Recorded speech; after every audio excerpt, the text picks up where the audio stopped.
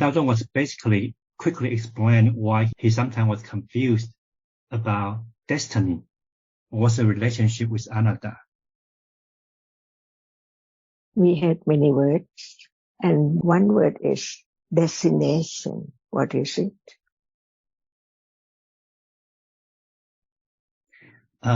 Right, Dao mentioned about destiny because he wondered if it's all predetermined or decided already, like a condition that we cannot do anything. Thus, destination means something that should be reached or attained.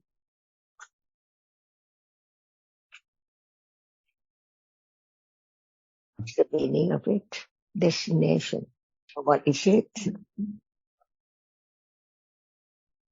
Ajahn, I think Dao initially he would just want to make sure when we talk about the karma that brings this life. Even what we're conditioned with consciousness by condition.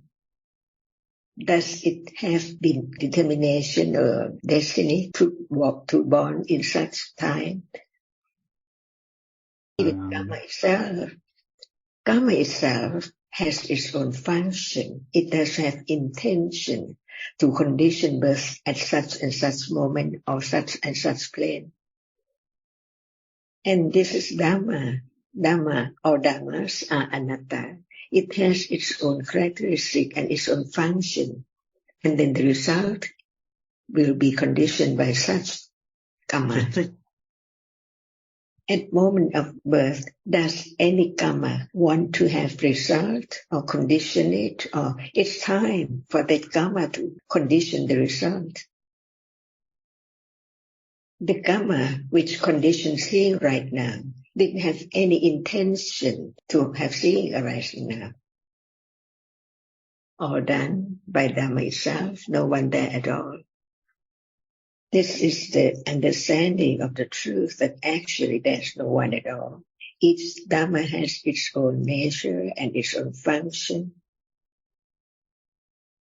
And as soon as it's gone, nothing is there. To think about will condition such and such time to see and hear and on and on. Otherwise, it might be taken for something or someone which can do. So what we're talking about, no matter what, is the moment of training to have the wise considering, careful considering, to understand deeper and deeper of what is there now as it is. Even understanding just vipaka, understanding thoroughly what is there and how can it condition such moment, not by its intention, but the deed itself which has been done, condition whatever appears in this life, as seeing, hearing, smelling, tasting, touching. But the slightness or the strength of karma itself, conditioned by itself when there are conditions. And this is the subtle way to let go the idea of self or the clinging to this moment as something or someone. Without careful considering or wise considering, there cannot be a moment of understanding the subtlety of what is there as it is. There can be more understanding, but of what? Of only that which is now appearing. Otherwise, there cannot be understanding of anything at all which appears. That's why we learn to understand at moment of birth. It's the result of karma. That's why we use the term vipaka, because it's the result of karma. And karma has gone. It doesn't have any intention to produce itself, but the deed itself conditioned the moment of birth. That's why we learn to understand life each moment. What moment is result and what moment is not result of karma.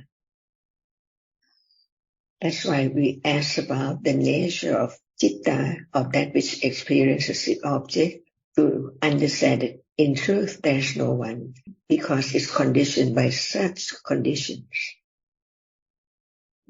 所以我们在学着去知道什么是那个去经验的。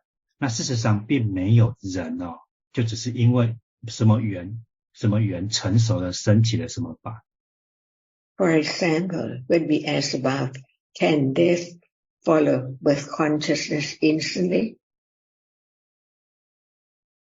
比如当我们问死亡心可不可以紧接着第一刻的觉生心， It's moment to train, to consider the truth, which is so very subtle, without hearing the conditions that Buddha had realized. How can anyone understand that just one moment of birth is not enough for such any karmas right or wrong? And understanding what is there in life, what moment is the result, can conditioned moment of not is heard about what is there as if me or mine experience such and such pleasant or unpleasant object. Learn to understand more and deeper to understand the true nature of what is there now, arising and falling away each moment. So very subtle. Otherwise, how can there be any way to understand the truth when you just take it for granted? So it has to be one's own understanding after hearing and considering more and more about what is there appearing, because only that which can be known. And I think the time has come to say Swadika.